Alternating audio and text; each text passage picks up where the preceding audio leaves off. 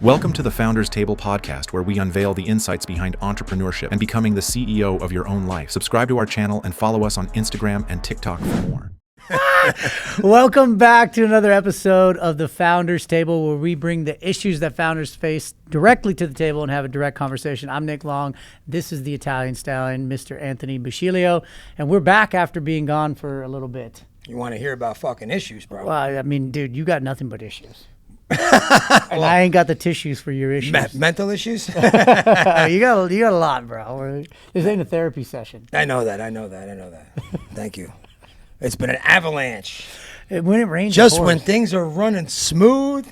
I think that's. I think that's the plight of the entrepreneur, right? It's like just like David Goggins said. He's like, just when things are going good, don't be twisted. There's a fucking semi right around the corner ready to take out. There's a storm coming. And you know what? And it's one thing when things happen from decisions that are made that were wrong decisions. It's another thing when uncontrollable. Oh, that's the worst. Things happen. That's the worst. And literally, in the past month, these uncontrollable things happen all at the same time.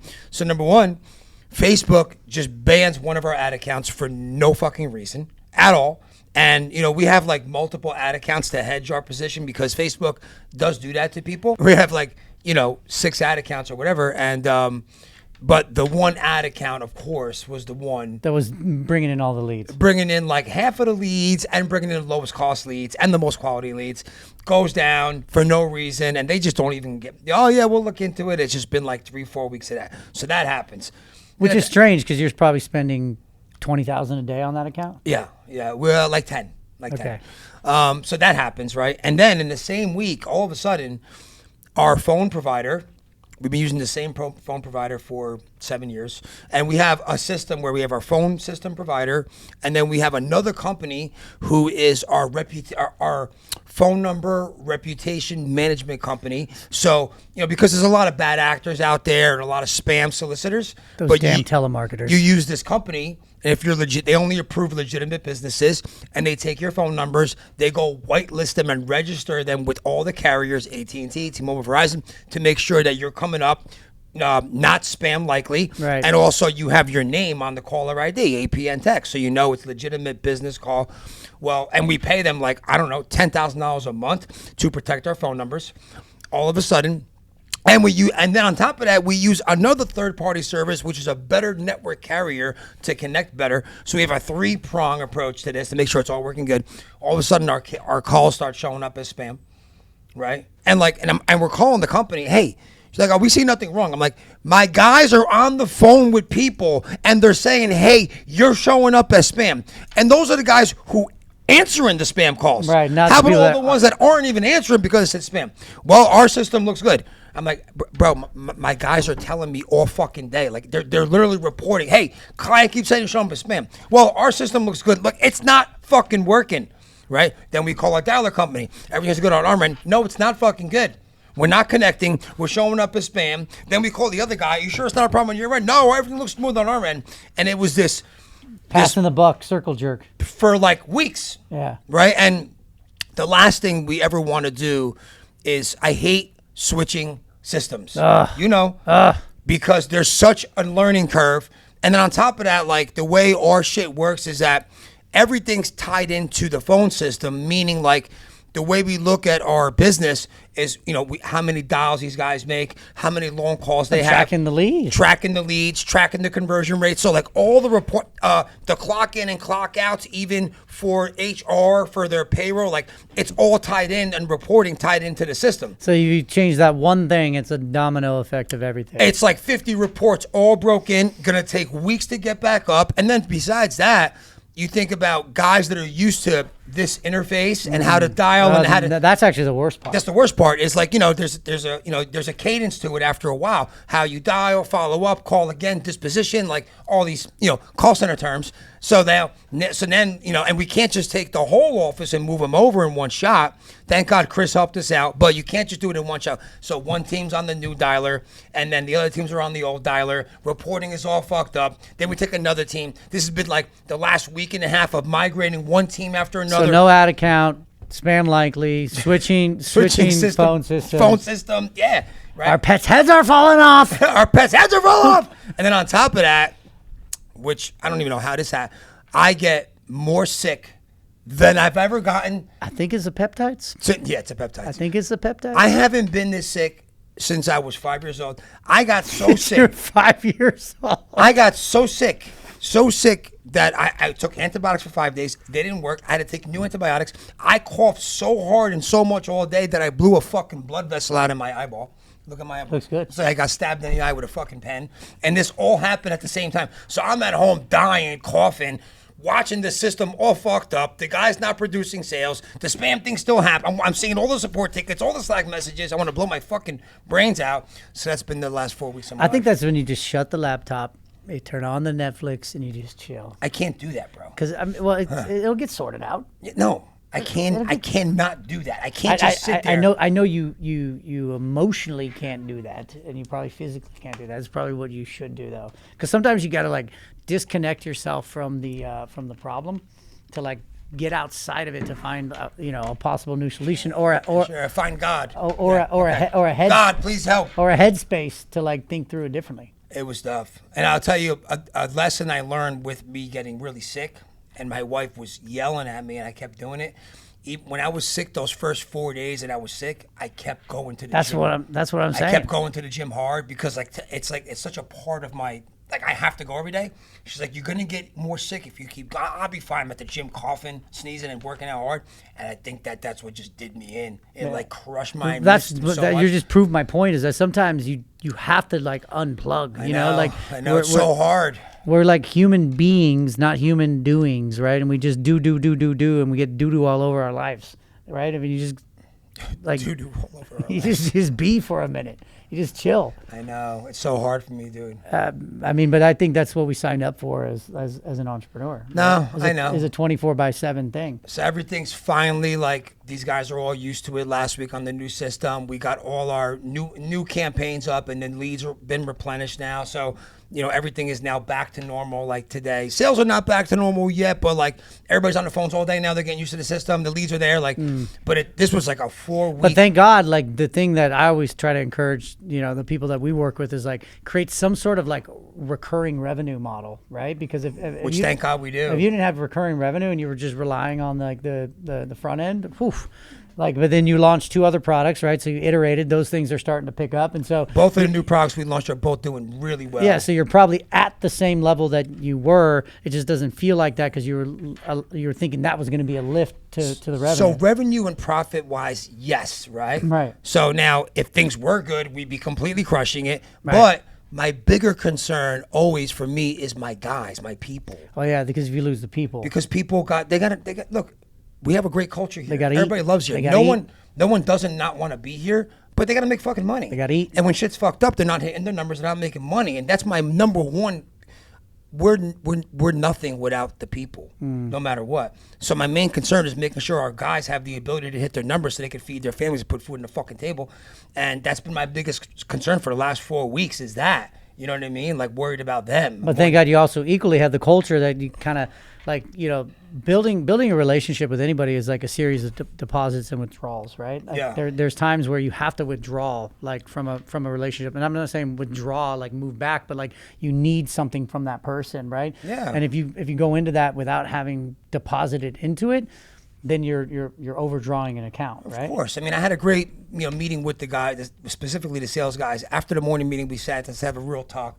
I was like, look, I'm like 100% confident like this is a blip on the radar, because if you would know the things that we've overcame in the last 20 years, this is fucking nothing. Right. I'm like, this is just a blip on the radar. This shit happens and we're going to fix it. So I'm not worried at all. You guys might be worried. I'm not worried, not even a little bit. We always, these things happen. Things aren't under control. We fix them. We do our best. We problem solve. We stay emotionally resilient. We don't be reactive. We don't get stupid, make bad decisions. And we had a real good talk about it, and they understood. And I showed them. I'm very transparent. I'm not that guy to hide things. I told them everything. But what went down to Facebook, the ad account, and the dialer and the spam. And they see the adjustments we're making for a reason. reason, and they get it, and they've been troopers this whole time. They haven't bitched or complained. They understand, but still, they still got to make their fucking paycheck. No, and it's concerning to them, especially because most people are kind of hand to mouth, people. Paycheck to paycheck. And that sucks for them. And then I was actually in a meeting with the guy you moved over to.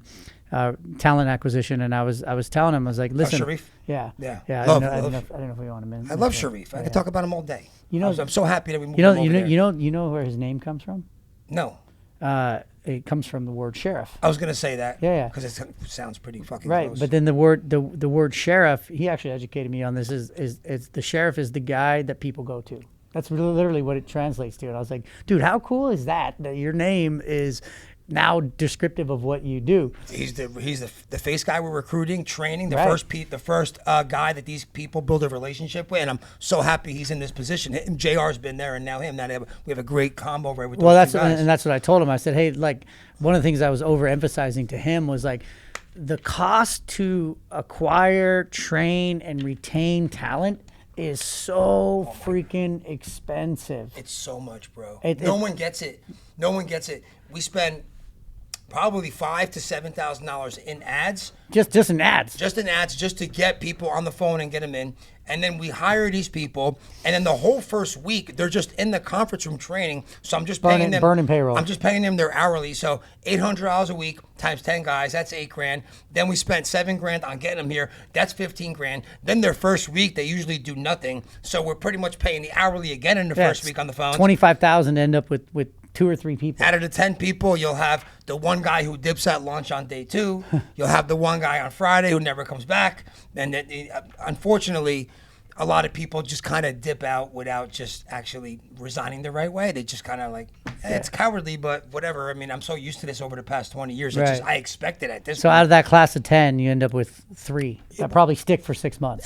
Sometimes we end up with 5 or 6, but that's rare. Usually it's like 3, and then you hope that those 3 produce Enough to cover the ones that it was worth it for that $25,000 we spent, and that's every month. Right. It's just a part of a cost of doing business in my kind of business. $300,000 a year just for recruiting and hiring. Yeah, and it's just a cost.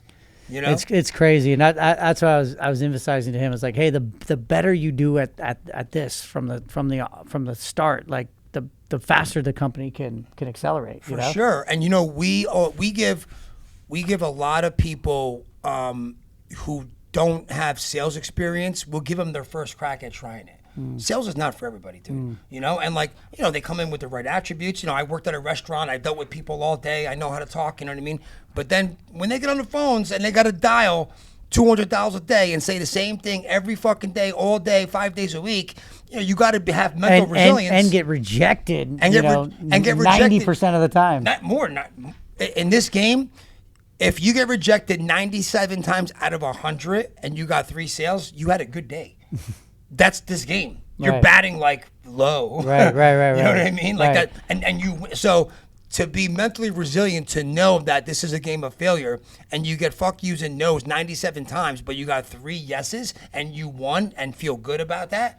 Like that's the mindset shift you got to have. And this is why salespeople make the majority of the money in any organization. Yeah, because it's the hardest part and it's the most important part. Yeah, it is. Like you could have the best operations, the cleanest books, the best customer service, but if you got nobody coming through the front end, like it don't matter. Forget about it. It don't matter. As you would say, forget about it. Forget about it. Forget about it. Yeah, that's why we always, we tend to not try to create a new product without first testing if we could sell it. Yes. You know how many companies do that? Come up with this great product and just can't fucking sell it? Right. You got to figure out if you could sell it first before you put all your money and resources into and spending money into creating the product too. Yeah. We almost made that mistake with the AI, with Call GPT. We did that. We created a product and then we tried to market it online, generate leads, tried doing direct sale, and none of it worked. And then we found a way to make it work, and it actually worked. And it's funny because me and Kevin always talk about this, to me, in my whole lifetime, when we test something, it usually works off the bat or it doesn't. Like, I've never had success where, it didn't work and we tweak it all the way up to working. If it has no legs in the beginning, typically it's not going to have legs. Most times, I've never gotten it to work. Usually, it kind of, works pretty good off the bat. Right. So that one worked out really good, thank God. We have, over 1,000 customers now using the AI. And I think thing's going to continue to grow. And there's no reason why it wouldn't grow. Yeah. It's a great product, So that's going really well, and then our online sales are going well too. So we got a lot of good stuff going. But this avalanche this past fucking month, dude, I mean, it happens. been Like, murder. We crushed the first part of the year. We did as much revenue in the first 4 months as we did all of last year. Yeah, I remember. Right? It was like, whoa. Yeah. And then out of nowhere, May just like, and I couldn't tell you the singular reason. May just like. Did the ad start bringing in lower quality people? 'Cause that happens with the algorithm changes. Yeah, with it Facebook and Meta. it was a combination of the show up rate. It was a combination of like the quality of the person that was, and like we didn't change anything. It's not like we went in and started tweaking all these things, And then even last week, our cost per lead jumped from $600 to $1,100. Oh, ouch! $1,100 Cost per appointment. Cost per appointment. Oh my God! $1,100. And then the guy don't show up. And the guy doesn't show up. Friday, we had 7 appointments and nobody showed up. That's literally $7,700 just zero return, just gone. Yeah, Poof, thin air. Gone.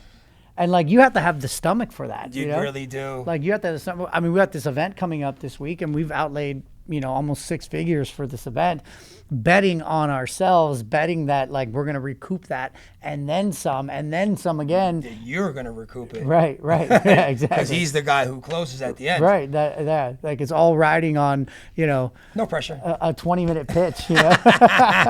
But you got to be able to be standing there. And then even this weekend, like I spent all night Saturday and all night last night, working with my partner. And a lot of people go, must be nice, like you're in Cabo, you're in Fiji, you're in, nice. Yeah, it's only nice because it was not nice for so long. And I had this stomach to endure all the not nice days to enjoy that singular one nice day. When I was in Cabo, Playa del Carmen, like a couple weeks ago, there was one day in Ziwa. No, not Ziwa. I went to Playa del Carmen, me and my wife, and we were upstairs on the rooftop pool. And I had to take calls and work, and I had my laptop up there. It was like 5 hours straight. I had to do these calls. My wife didn't say anything, but the waiters came, "Hey, buddy, you're on vacation. You can't be working." I'm like, "Just get the fuck away from me." And they kept coming over saying that shit. And then I saw a reel yesterday, a great reel. It was a guy on the phone by the beach, and the wife goes, "I hate when my husband takes calls during work, but then I realized that the reason why we're on vacation is because my husband takes calls during work, during vacation or whatever." Yeah. I was like, yeah. That's this life, bro. In Fiji, like Fiji was crazy because Fiji was a full day ahead. Yeah, day ahead. It was a full day ahead, but then 4 hours behind, right? So like so you're doing Monday's calls on Tuesday, but 4 hours behind. Yeah. So on my calendar, I had a call at 8 a.m. That's 4 a.m. 4 a.m. Fiji time the next day. The next day, I was like, I was in the future. I'm like, I'm an oracle, but I was like getting up like a thief in the night and tiptoeing out of the room. And don't wake the kids up. Yeah. By the time my family woke up, I had already put in 6 hours. Four or five phone calls, pitches. Yeah, and like, I mean, I think our wives just kind of know that's the game. Yeah. That's the game. But I've had countless conversations. Would you rather me be in Fiji and out of the room and on calls, or like at home, and not on a call? Yeah. And like, I think the answer is always resounding. Like, no, I would rather be like here on vacation. Like, it's just how it works. I hate it and love it at the same time. Like me, like I'm a 4 in the morning, no matter, even on the weekends. I'm so programmed. So like on the weekends, my wife will sleep in till 9, and I'm at the gym 4. And then I'm working out, went to the farmer's market, grabbed all the food, got my car washed. I come back at 9. She's like, "You literally just had a full day of productivity. I didn't even get out of bed yet." Yeah. Like you had a whole day of stuff you already did. It's 9 a.m. Dude, I can't imagine. Like I've only had a couple times in my life where I was able to just to like chill and and not be like on the go the entire time. Yeah. Like this week is gonna be crazy. Like it'll be it started on Saturday, and it's gonna go Saturday, Sunday, all day today, all day Tuesday, all day Wednesday, all day Thursday. Yeah. And then But I've been to the last couple events. You don't wear it on you. Well, you're kind of just going through the motions. You know what you got to do. You're not like you never even look stressed. Meanwhile, you're emceeing the whole fucking thing. Yeah, but there's a lot riding on it, Of course. So like, I mean, I was on the phone with our operations gal today, and like, like some stuff that's supposed to arrive hasn't arrived yet. The rush shipping in. I'm like, oh my god, dude. Like, what happens if that doesn't show up? And and then I think at some point, going back to what I was saying, is like, I just got to let go.